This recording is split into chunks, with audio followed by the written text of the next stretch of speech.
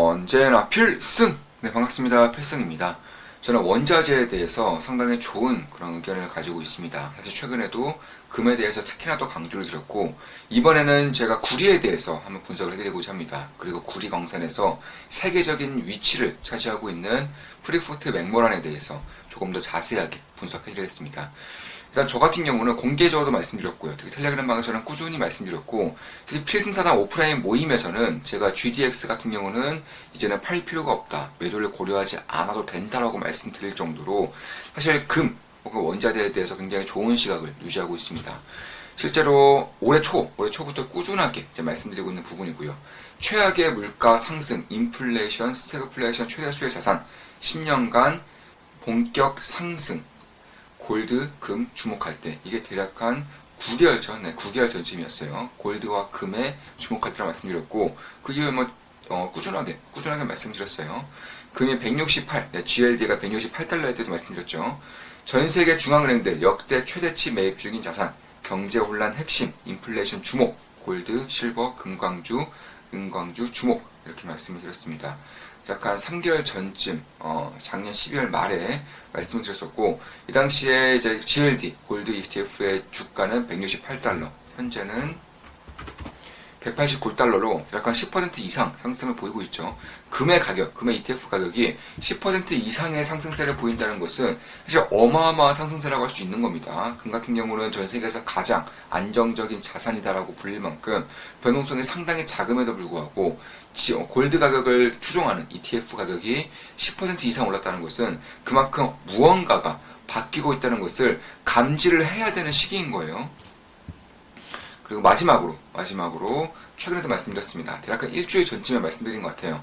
전 세계 중앙은행들이 앞다퉈 사고 있는 유일한 자산, 미국채 말고 금광주를 보세요. 금광주, 은광주, GDX 주목. 그 당시에 GDX, 금광 ETF죠. 약간 34.36달러에서 말씀드렸고, 현재 35.9달러이기 때문에 역시는 약간의 상승세를 보이고 있습니다.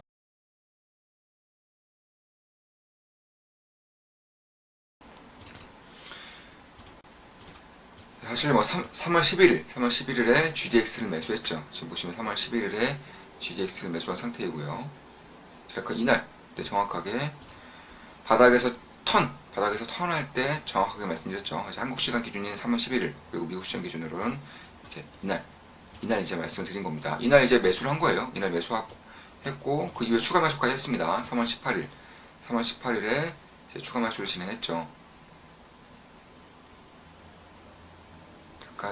이날 추가 매수까지 진행했습니다. 그 이후에 제가 하나의 업체와의 협력을 통해서 사실 알고리즘이 제 매매 내역을 따야 되기 때문에 그 당시에 투자하고 있었던 전 종목, 완전히 이제 매도할 필요가 없었던, 이미 수백 퍼센트 혹은 100% 정도의 수익이 나고 있었던 매도할 필요가 없었던 종목 두 종목을 제외하고 전 종목을 전부 다 매도를 했습니다.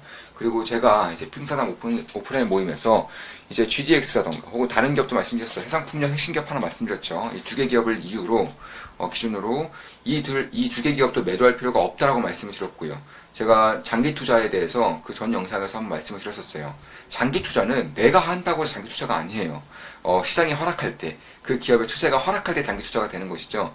결국에는 팔지 않아도 되는 그런 기업들이 1년에 한 종목 정도는 꾸준히 나타나게 되었습니다. 결국에는 이런 종목들로 포트폴리오를 채울 경우에 경제적 자유로 가는 거죠. 배당만으로도 살 수 있는, 혹은 시세 차익만으로도 살 수 있는 그런 지경의 그런 경지에 이르게 되는 겁니다. 따라서 GDX라던가 혹은 해상풍력 관련 핵심 기업 하나도 매도할 필요가 없다라고 제가 필승사당 오프라인 모임 때 말씀드렸었고, 그래서 굉장히 좋은 그런 흐름을 보이고 있죠. 이때 매수해서 굉장히 좋은 흐름을 보이고 있습니다. 딱히 이제는 매도할 필요가 없는 구간으로 저는 가고 있다라고 보고 있습니다. 1월 6일 글이에요. 텔레그램 1월 6일 글입니다. 물가 상승이 지속되는 와중에 경기가 스물스물 꺾이고 있습니다. 스태그플레이션의 그림자가 조금씩 짙어지고 있습니다. 최악의 위기라고 할 수 있지만 현명한 투자자들에게 위기는 곧 기회가 됩니다. 어떻게 대비하고 대응하느냐에 따라서 투자 결과는 180도 달라집니다. 긴 글로 다뤄드릴 만큼 충분히 대비하고 있으며 언제나 그랬듯 현명하게 대응할 것입니다. 공황급의 경제 붕괴가 아니면 자산시장의 하락은 10중 8구 기회가 될 뿐입니다. 진짜 돈의 역할을 할 수 있는 것들에 장기적인 관심이 필요한 때라고 생각합니다. 대표적으로 금, 은을 들 수 있으며 비트코인도 지켜보고 있습니다. 비트코인도 투자 중이죠. 현재는 수익을 내고 있습니다. 좋은 수익을 내고 있고 이더리움도 최근에 투자해서 역시나 괜찮은 수익을 내고 있어요. 골드바, 실버바, GDX, 실버코프 메탈스, 비트코인 투자 중입니다. 이렇게 말씀을 드렸었고 실버코프 메탈스 같은 경우도 실버 광산 기업이고 역시나 뭐 괜찮은 흐름을 보이고 있죠. 다만 저는 매도한 상태입니다. 이거 3월 18일에 제 분석해드린 텔레그램방 글입니다. 1970년대에 금리를 20%까지 무지막지하게 올리던 때에도 금값은 10배 이상 폭등했다는 사실을 잊어서는 안됩니다. 중요한 것은 주요 자산들의 가격이 50% 이상 폭락하는 와중에 10배 이상 폭등했다는 것입니다. 흔히 얘기하길 금리가 오르면 금값은 폭락한다고들 하지만 그때그때 다릅니다. 제가 이거 핑사단 멤버들 오프라인 강의 때도 말씀드린 내용이죠. 상황에 따라서 그때그때 달라집니다. 시황은 그때그때 달라지는 거예요. 누누이 말씀드리고 있습니다. 핵심은 인플레이션 그 자체입니다. 고금리 시대가 이어질 것이지만 단기적인 현상을 제외하면 금리는 인플레이션을 뛰어넘지 못할 것입니다. 실질적인 초저금리 혹은 마이너스 실질금리가 이어질 것이라는 사실을 투자자로서 항상 염두에 두어야 합니다. 화폐 가치가 붕괴되는 국민들은 지금쯤 무슨 생각을 하고 있을까요? 원래 만연적인 화폐 가치 하락에 시달렸던 국가들이야 많이 봐줘서 그렇다 치더라도 주요국들이 아르헨티나와 같은 상황에 놓일 경우 그 국가의 국민들은 어떤 행동을 취할까요? 비트코인의 상승세가 매우 가파릅니다. 살짝 놓친 감이 있지만 기회는 계속 옵니다. 매일같이 지켜보면서 기회 발생 시 언제나 그랬듯 잡아갈 것입니다. 골드바, 실버바, GDX, 비트코인 투자 중입니다. 네, 골드바, 실버바는 뭐 이미 충분히 가지고 있고 이거는 뭐 팔 필요가 없어요. 네, 끝까지 가져가는 겁니다. 4월 2일 글이에요. 기사의 핵심 내용입니다. 이 법에 따라 알루미늄 제련소, 탄광, 정유소 등 10만 톤 이상의 이산화탄소를 배출하는 약 215개의 시설은 오는 7월부터 2030년까지 매년 탄소 배출량을 4.9%씩 줄여야 한다. 또 신규 가스 프로젝트의 경우 탄소 배출량이 제로여야 한다. 이 때문에 호주 에너지 기업 우드사이드의 경우 현재 개발 중인 브라우즈 필드 가스전 프로젝트를 계속 진행하려면 탄소 포집 장치와 저장 시설을 함께 갖춰야 한다. 호주 광물협회는 일부 시설은 문을 닫게 될 수 있다라며 새 법이 호주 경제에 타격을 주고 수만 개의 일자리와 수십억 달러의 투자를 감소시킬 뿐만 아니라 탈탄소화 능력이 부족하거나 의지가 적은 다른 국가의 배출량 감축 부담을 떠넘길 것이라고 우려했다.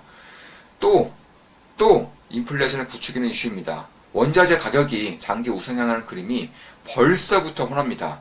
전 세계적인 대규모 인프라 투자를 앞두고 있는 지금 공급망 투자에 죽자사자 달려들어도 인플레이션이 잡힐까 말까 하는 지금 오히려 불난집에 기름 붓고 있군요.